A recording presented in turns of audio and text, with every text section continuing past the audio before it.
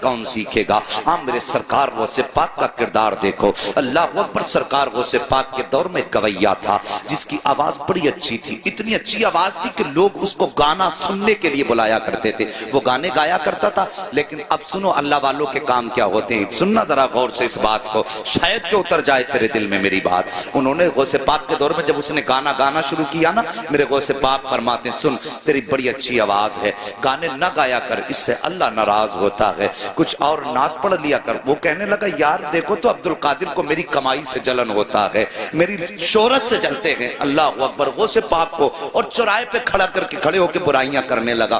آج بھی کچھ لوگ ہوتے ہیں نا، ان سے کہہ دو کہ صاحب یہ کام نہ کرو تو کہتے ہیں نہیں جی تم تو میری برائی مجھ سے جلتے ہو، میری ترقی سے جلتے ہو، اللہ اکبر۔ ایسے ہی اس نے جواب دیا۔ وقت گزرتا گیا، لوگوں میں اس کی بڑی مقبولیت ہوئی، وہ پیسے کما کے لاتا تھا، گھر والے کھانا کھلا دیتے تھے، لاتا تھا کھلا دیتے تھے، لیکن یاد رکھو ہر چیز کی ایک عمر ہوتی ہے۔ اور ساقب کبھی یہ سوچ کے گناہ نہ کیا کرو کہ بڑھاپا آئے گا تو توبہ کر لیں گے، ابھی تو جوانی ہے، ابھی تو دیکھا ہی کیا ہے۔ نہیں جی، عمر کی کسی بھی حصے میں موت آ سکتی ہے۔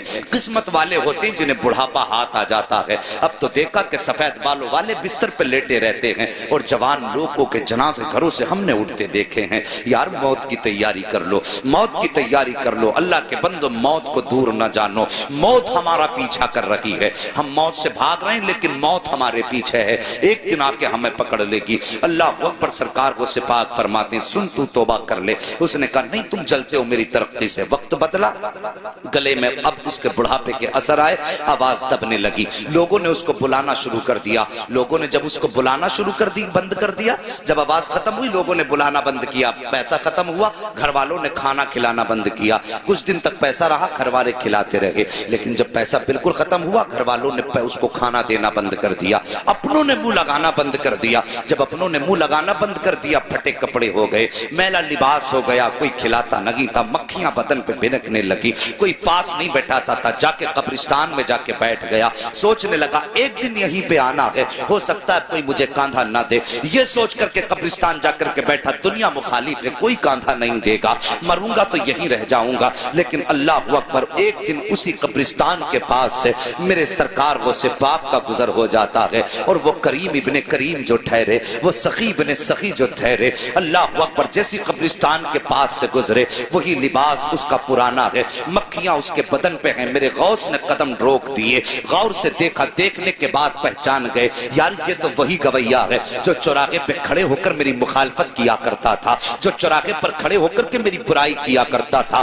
آپ گئے، اپنے شاگرد کو بلایا، بلانے کے بعد آپ نے کچھ پیسوں کی تھیلی دی اور اپنے شاگرد کے ہاتھ میں دے کر کے کہا جاؤ قبرستان چلے جاؤ، وہاں پر ایک غریب بیٹھا ہوا ہے، اس کو جا کر کے یہ پیسہ روپیہ جا کر کے دے دو۔ اللہ اکبر، جیسی وہ لے کر کے چلا، غوث پاک فرماتے ہیں نام مت بتانا کس نے دیا ہے ورنہ وہ شرمندہ ہو جائے گا۔ آج اپنی زندگی کا آپ جائزہ لیجئے، اگر زکوٰۃ بانٹتے ہیں تو کیمرے لگا کے بانٹا کرتے ہیں، خیرات تقسیم کرتے ہیں تو کیمرے لگا کے تقسیم کیا کرتے ہیں۔ یار ہم نے کوئی نیکی کی تو اللہ کو دکھانے کے لیے کی یا بندوں کو دکھانے کے لیے کی ہے؟ اگر دنیا کو دکھانے کے لیے کرتے ہو تو یہ نیکی تمہارے منہ پہ مار دی جائے گی، اگر اللہ کو دکھانے کے لیے کر رہے ہو تو پھر کسی کی پرواہ نہ کرو، کوئی دیکھے نہ دیکھے، بس یہ سوچا کرو کہ یا تو خدا دیکھے یا مدینے والا مصطفیٰ دیکھ لے، اور کسی کی غربت کا تماشا نہ اڑایا کرو۔ آج لائنیں لگتی ہیں، رمضان کا مہینہ آئے گا، خیرات بانٹیں گے دولت والے، اعلان کریں گے اس کی طرف سے کمبل بٹ رہے ہیں، وہ غریب جا کے بیٹھ جاتے ہیں، شرم نہیں آتی؟ انتظار کراتے ہو، آگے بڑھو، وقت بہت کم ہے۔ ساقب میں کہتا ہوں کوئی بھی کام کرنا ہو اللہ کی رضا کے لیے کیا کرو، ہمیں مرنا ہے، بس یہ یاد رکھو، ہمیں حسنین کے نانا کو منہ دکھانا ہے، مولا علی کا بھی سامنا کرنا ہے، صاحب ان کا سامنا کرنا ہے، کس منہ سے سامنا کرنا یہ تجھے اور مجھے سوچنا پڑے گا۔ سرکار غوث پاک فرماتے ہیں جا کے اسے بتانا مت کس نے دیا ہے۔ یہ آیا مرید لے کر کے، آنے کے بعد قبرستان میں اسی غریب کے ہاتھ میں جا کے جب تھیلی رکھی نا، اس نے یوں چہرہ اٹھایا اور دیکھ کے آنکھوں میں آنسو آ گئے، کہنے لگا یار یہ تو بتا دے، پورے شہر کے اندر کسی نے مجھے منہ تک نہیں لگایا، کوئی مجھے ایک وقت کا کھانا دینے تیار نہیں ہے، یہ بتا یہ اتنا اتنا احسان کس نے کر دیا ہے؟ کون ہے اتنا مہربان جو مجھ سے اتنا پیار کرتا ہے؟ شاگرد کہتا ہے مجھے دینے کا حکم ہے، بتانے کا حکم نہیں دیا گیا ہے۔ یہ کہہ کے شاگرد جب چلنے لگا اس نے کہا ٹھہر مجھے پتا ہے۔ اللہ اکبر، جیسی وہ واپس آیا ہے، وہ مرید شاگرد آ گیا، سرکار غوث پاک پڑھانے میں مصروف ہیں۔ جب واپس آیا تو آ کر کے وہی فقیر بھکاری دروازے پہ کھڑا ہو گیا۔ میرے غوث اپنی جگہ سے اٹھ کے کھڑے ہو گئے۔ ہاں ہاں، یہ آئینہ ہے آج کے پیروں کے لیے جن کے پاس غریبوں سے ملنے کا ٹائم نہیں ہوتا ہے، ان پیروں کے لیے جو امیروں کے یہاں پہ صبح و شام گزارا کرتے ہیں۔ غریب دروازے پہ آئے تو اسے ٹائم دے کے ٹال دیا کرتے ہیں، تجھے جمعرات میں آنا، تجھے پیر میں آنا ہے۔ امیر آ جائے تو آئیے استقبال کیا جاتا ہے۔ یار شرم کرو، تم کتنے بھی بڑے پیر ہو جاؤ، غوث پاک سے بڑے پیر نہیں ہو سکتے ہو۔ اخلاق دیکھو میرے غوث پاک کا۔ جیسے یہ غریب دروازے پر آیا ہے، آ کر کے میرے غوث نے دیکھا کھڑا ہے، اٹھ کے اپنی جگہ سے کھڑے ہو گئے اور فرماتے بتا اب بھی کچھ کمی رہ گئی ہے؟ اتنا سندا تھا، آنکھوں میں آنسو آئے، ہچکی بھر کے رونا شروع کر دیتا ہے۔ میرے غوث اپنی جگہ سے چلے ہیں، چلنے کے بعد اس کے پاس جا کے کھڑے ہو گئے۔ وہ کہتا ہے کہ سرکار میں تو یہ سوچ رہا تھا، ساری زندگی میں نے آپ کی مخالفت چوراہوں پر کی ہے، ساری زندگی میں نے چوراہوں پہ کھڑے ہو کے آپ کی برائی کی ہے۔ میں یہ سمجھتا تھا میرا دشمن اگر یہاں پہ کوئی سب سے بڑا ہے تو وہ آپ ہیں، لیکن میں سمجھ نہیں پایا تھا آپ اتنے بڑے سخی ہو، اتنے بڑے کریم ہو کہ میں یہ سمجھ نہیں پا رہا ہوں کہ آپ نے میری اتنی بڑی بڑی خطائیں معاف کر دی ہیں۔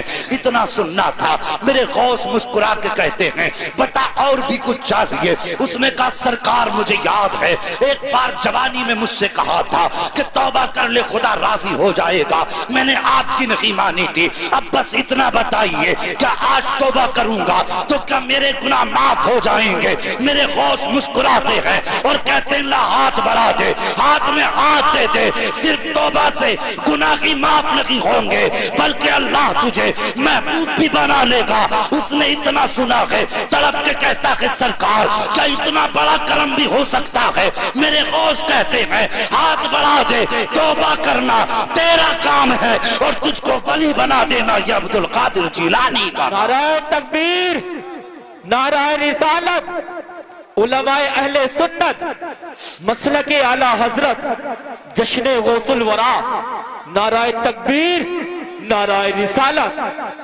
ہاں ہاں صاحب، انہوں نے تو رات دن کی برائی کرنے والوں کو معاف کر دیا۔ اب اپنے گریبان میں جھانک کے ذرا دیکھیے، اگر چوراہے پہ باپ بیٹے کو ڈانٹ دینا تو بیٹا کہتا ہے تم نے میری بے عزتی کر دی، اور پھر کئی دن تک باپ سے نہیں بولتا ہے۔ ہم نے تو بھائیوں کے بیچ ایسی دیواریں دیکھی ہیں یار، بھائی بھائی ہوتا ہے۔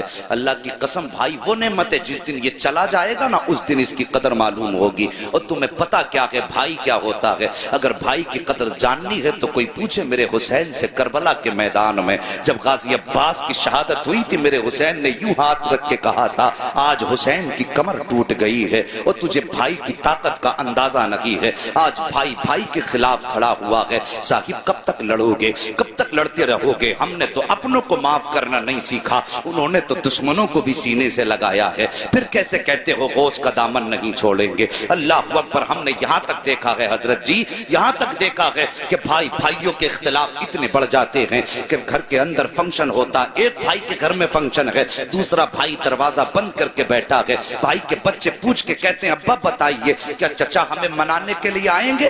باپ کے بچے منہ زبان پہ ان بچوں کے لیے کوئی جواب نہیں ہوتا ہے۔ وہ سوچتا ہے ہاں کہتا ہوں اور بھائی نہ آیا تو بچوں کو کیا منہ دکھاؤں گا، اور اگر نہ کہتا ہوں تو بھائی بچے کہیں گے ابا جی آپ کے دل میں کوئی کمی ہے۔ مگر جب باپ پوچھتا کہ بچے پوچھتے ہیں بھائی آئے گا تو باپ ٹال دیا کرتا ہے۔ اور یار تمہارے بچے جب خوشیاں مناتے ہیں، تمہارے بھائی بھائیوں کی ناراضی کا نتیجہ یہ ہوتا ہے کہ تمہارے دروازے پر ایک کتا بھی چوڑے چمار بھی کھا کے چلے جاتے ہیں۔ اگر تمہارے دروازے پہ نہیں آیا تو اپنا بھائی نہیں آیا ہے۔ تم نے گاؤں کے پردھان کو منانے کے لیے اپنے گھر لانے کے لیے اپنے پیر کی جوتیاں تک توڑ ڈالی ہیں، اگر نہیں پہنچے ہو تو بھائی کے دروازے تک نہیں پہنچے ہو، ایک بار اس کے دروازے پہ اگر چلے جاتے اور جا کے اتنا کہہ دیتے بھائی مجھ سے غلطی ہو گئی ہے، اللہ کی قسم کھا کے کہتا ہوں جہاں یہ دنیا کے دولت والے تم سے 70 چکر لگواتے ہیں، یہ تیرا اپنا بھائی ہے، ایک بار دروازہ تو کھٹکھٹا کے دیکھ لیتا، اور تو نے کتنی بھی بڑی اس بھائی کے خلاف سازش کی تھی،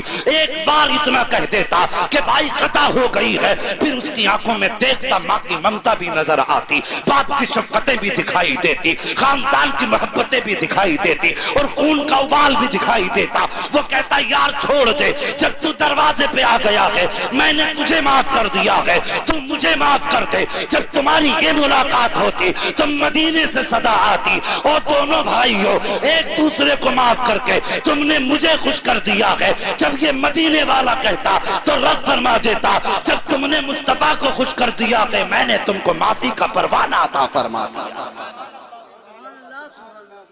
ہاں ہمیں تو جنت بھی اگر چاہیے، یا رسول اللہ زندہ آباد، ہمیں تو زندہ آباد، زندہ آباد۔ ہمیں تو جنت بھی وہ چاہیے جو مولوی 100 روپے لے کے جنت بانٹ کے چلا جائے۔ جنت کے مولوی کے باپ کی ہے؟ مجھے نہیں آتا یہ کہنا کہ ایک رات جلسہ کرا تو جنتی ہو جاؤ گے۔ ہاں ہاں وہ بات اپنی جگہ صحیح ہے، کوئی ایک نیکی اگر کام آ گئی تو بخشش کے لیے کافی ہو جائے گی، لیکن ٹھیکہ نہیں، گارنٹی نہیں۔ یہ بات یاد رکھنا کہ زندگی میں ایک جلسہ ہو اس میں آ کے سن لی اور پورے سال خرافاتیں کرتے رہے، پھر ایسے جلسوں کا نتیجہ کیا؟ آج آ کے بیٹھے کچھ حاصل کر کے جاؤ۔